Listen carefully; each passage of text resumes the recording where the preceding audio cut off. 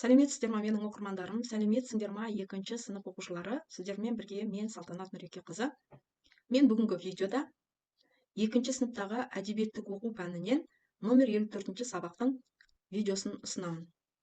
Сабақтың жалпы тақырыбы кір қоймастың көмекшілері деп аталады. Сабақта біз Корней Чуковскийдің кір қоймас өлеңімен оқып танысамыз. Олай болса, сабағымыздың мақсаты бүгін сабақта сендер кір қоймас атты өлеңді түсініп оқисыңдар. Екінші, өлеңнің әр бөлігіне ат қоясыңдар. Және үшінші, өлеңнің бөліктері бойынша өлеңнің мазмұнын әңгімелеп айтып бересіңдер. Сабағымызға кіріспес бұрын, жаңа сабағымызды басамыз бұрын, мынандай жұмбақтарды шешіп жіберейік. Бірінші жұмбақ. Жылт-жылт етеді, жылғадан өтеді. Қалай ойлайсыңдар балалар, бұның жауабы не болуы мүмкін? Бұның жауабы су. Екінші жұмбақ. Бұдан кір қорқады, су бұлдан қорқады.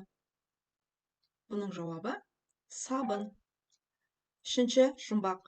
Қарап тұрсаң өзіңе, сурет түсер көзіңе. Сол суреттің ұқсайды дәл қазіргі өзіңе. Әрине балалар, бұның жауабы айна. Ең соңғы төртінші жұмбақты тыңдайық. Жуынып болғанда жүреді қолдарыңда. Не зат болды екен? Бұл сүлгі немесе орамал деп аталады. Балалар, біз жасырған жұмбақтардың бәрінің шешуін қарап отырсақ, су, сабын, айна, сүлгі деген заттар бізге күнделікті өмірде тазалық сақтау үшін керек заттар екен. Ендеше бүгінгі біздің сабағымыз да өткен сабақтағыдай тазалық сақтау тақырыбына арналады. Олай болса, балалар, мұқият тыңдап алыңыздар. Бүгінгі кір қоймас деген өлеңді оқимыз. Бұл өлеңнің авторы Корней Чуковский. Өлеңді қазақшаға аударған ақын Фариза Оңғарсынова. Балалар, енді сендер тыңдап отырыңдар. Мен сендерге осы өлеңнің түпнұсқасын жазған Корней Чуковский жайлы және оны аударған өзіміздің Фариза Оңғарсынова апаларың жайлы мәліметтер бергім келіп тұр. Корней Чуковский орыс халқының балалар жазушысы. Ол кісі нағыз балалар оқитын қызықты ертегілер, өлеңдер жазған. Солардың ішінде ең танымал шығармалары Айболит, Екіден беске дейін, Тарақан, Мойдадыр, Бармалей деп аталады. Корней Чуковскийдің өлең жазардағы әдеті қызық екен. Ол кісі қойын дәптеріне балалардың аузынан шыққан жауаптарды, әртүрлі мәмілелерді, сөз саптауларын жазып алады екен. Содан кейін сол сөз саптауларды, сол мәмілелерді өзінің шығармасына арқау етіп, сол арқылы өлеңдерінің ұйқасын келтірген екен. Сондықтан да Корней Чуковскийдің өлеңдері нағыз балалар сүйіп оқитын шығармалар болады. Енді біздің оқиық деп отырған кір қоймас өлеңін қазақшаға аударған өзіміздің ақын апамыз Фариза Оңғарсынова. Фариза Оңғарсынова 1939 жылы Атырау облысында дүниеге келген ақын, жазушы, журналист, аудармашы. Бұл кісінің негізінен өлеңдері ересек адамдарға арналған, бірақ балаларға арналған Әжемнің жыры, Бақша біздің үйіміз, Тәрбиеші, Алғашқы сабақ деген сияқты балаларға арналған көптеген өлеңдері бар екен. Балалар, бұл өлеңнің аты кір қоймас деп аталады деп айтты. Орыс тіліндегі дәл осы өлеңнің атауы Мойдадыр деп аталады. Және осы Мойдадыр өлеңінің желісінде түсірілген мультфильм де бар. Өлеңді оқимыз. Сіздер балалар видеоны паузаға қойып, өздерің үшін өлеңді түсініп оқып алуларыңызға болады. Қазір мен оқып шығайын. Және осы өлеңді түсініп оқығандарың үшін сендерге 3 балл беріледі. Бірінші бөліміне 1 балл, екінші бөліміне 1 балл, үшінші бөліміне 1 балл. Онда өлеңді тыңдайық. Кір қоймас. Етігім де шалбарда, бәрі кетіп қалған ба? Қарным ашып барады, қайда әлгі тамағы? Нан да маған қарамай, қашып жатыр жағалай. Шөлдеп кетіп тегімен самаурынға келіп ем. Ұстатпауға бекініп, олда кетті секіріп. Бұл не сонда? Мәні не? Не боп қалды бәріне? Үйге қарай зытып кеп, енді мен де біттім деп, қол жуғышқа тығылдым. Айғыздарын мұрынның, сияларын бетімнің сабынменен кетірдім. Аямадым сабынды, барлық кірім арылды. Жүрем сатпақ боп. Сезбей қалдым шалбарым жаныма кеп қалғанын. Самса жетті сосын деп, жеші мені досым деп. Көріп әппақ тұрымды, нан аузыма тығылды. Кітабым де күлімдеп, дәптерлер де біртіндеп, келіп жатыр жүгіре, қарап әппақ тұрыме. Кітаптарым қуанып, билепте жүр бұралып. Шомыламын күнде мен, тамаша екен бұл деген.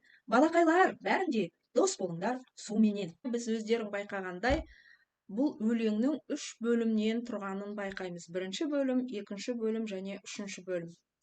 Енді бізге дескриптор беріп отырмын сендерге.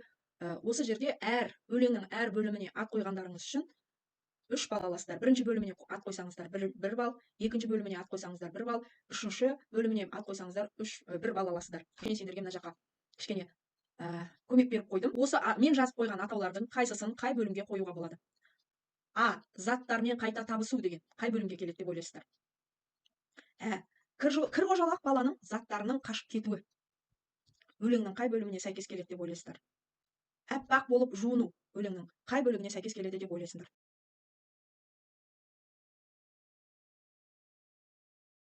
Міне балалар, енді мен сендерге тағы да бір дескриптор ұсынамын. Бұл жерден сендер екі балл аласыңдар. Жаңағы мен айтқан сөйлемдер, ол бөлімдердің атауы және суреттер екеуі қатар берілген. Бірінші бағанда сөйлемдер, екінші бағанда суреттер берілген. Осы сурет пен атауларды сәйкестендірсеңдер бір балл аласыңдар, және өлеңнің мазмұнын қара сөзбен әңгімелеп айтып берсеңдер бір балл аласыңдар. Қане біз осы сурет пен атауларын сәйкестендіріп көрейік. Заттардың қашып кетуі қайсысына сәйкес келеді деп ойлайсыздар балалар? Бірінші суретпен сәйкес келеді, балалар. Былай сәйкестендіреміз. Себебі етігім де шалбарда, бәрі кетіп қалған ба, қарным ашып барады, қайда әлгі тамағы деп өлеңнің басында білетін болсаңыздар, тіпті самаурын да, дәптер де, кітап та бәрі баладан қашып кеткен еді. Сондықтан заттардың қашып кетуі бірінші бөліміне сәйкес келіп тұр, иә? Сурет пен осы атау сәйкес келіп тұр. Ал екінші бөлімге қайсы сәйкес келеді, суретке қайсы сәйкес келеді деп ойлайсыңдар балалар? Бала жуынып жатыр. Я, бұған әппақ болып жуыну деген сәйкес келеді. Осы сурет пен әппақ болып жуыну деген бір-біріне сәйкестендіреміз.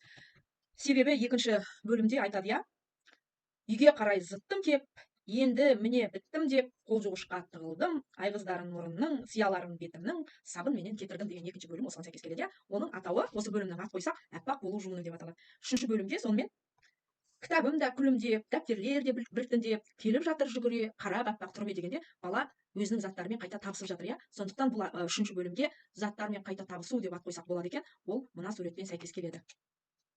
Балалар, сендер сурет пен атауды сәйкестендіруге қатысты бір балды ала алдыңдар деп ойлаймын. Енді қазір өлеңнің мазмұнын әңгімелеп айтып көрейік. Бірде бала көп ойнады далада, иә? Өзінің үстіндегі киімдерінің лас болғанына да қарамады. Айғыз бет аузы, киімдері кір-кір, сол тұрымен келіп үйіне кірді. Киімін ауыстырмақ болып еді, одан етігі де қашып кетті, шалбары да қашып кетті. Нан жемекші болып ас үйге барып еді, нан да қашып кетті, тіпті самаурын да баладан қашып кетті. Сол кезде бала өзінің кірқожалақ екеніне көңіл аударды. Содан ол жуынатын бөлмеге барды. Сабынды алып, сумен жақсылап жуынды, беті қолын сүлгімен сүртті. Содан қайтадан бөлмесіне келген кезде жаңағы қашып кеткен шалбары да, қашып кеткен нан да, кітаптары да, дәптерлері де балаға қайтадан қайтып келді. Бұл өлеңде бізге ақынның айтып тұрған негізгі ойы, балалар әрқашан шомылып жүріңдер дейді. Сумен дос болыңдар дейді. Балалар, мен сендерге көмек ретінде әңгімелеп бердім өлеңнің мазмұнын, сендер де солай әңгімелей алдыңдар деп ойлаймын. Ондай жағдайда сендерге бір балл беремін. 18-ші беттегі 5-ші тапсырма бойынша дәптерге жеке бас гигиенасын сақтау үшін адам не істеу керек, соның ережелерін жазып шығыңыздар. Бұл тапсырма 5-ші тапсырма бойынша сендерге 2 балл беріледі. Бірінші дескриптор жеке бас гигиенасын сақтау ережесін жазады. Екінші әдемі, көркем, қатесіз жазады деп 2 балл беремін. Қазір дәптерлеріңді ашып, осы тапсырманы жеке өздік жұмыс ретінде орындап шығыңдар. Сонымен балалар, біз бүгінгі қырқоймас деген өлең бойынша мәтінмен өлеңмен жұмыс жасадық. Өлеңнің әр бөлігіне ат қойдық. Өлеңнің мазмұнын әңгімелеп айта алдық. Сабағымыздың мақсатына жеттік деп ойлаймын. Егер сендер 5 балл ғана жинасаңдар, бұл қанағаттанарлық. Келесі сабақта сендерге көп еңбек ету керек болады. Егер сендер 6-7 балл жинасаңдар, бұл жақсы, жақсыға жақын. Келесі сабақта талпынып, бұдан да жақсы жауап беруге тырысыңдар. Егер сабақта 8 балл жинасаңдар, бұл жақсы. Ал егер 9-10 балл жинасаңдар, бұл өте керемет, тамаша. Осы критерий бойынша өздеріңді бағалай отырыңдар. Осымен сабағымызды аяқтаймыз. Маған лайк басып отырыңыздар. Болашақта мен әдебиеттік оқу сабағынан тағы да осындай видеолар салып отырамын. Қош сау болыңдар.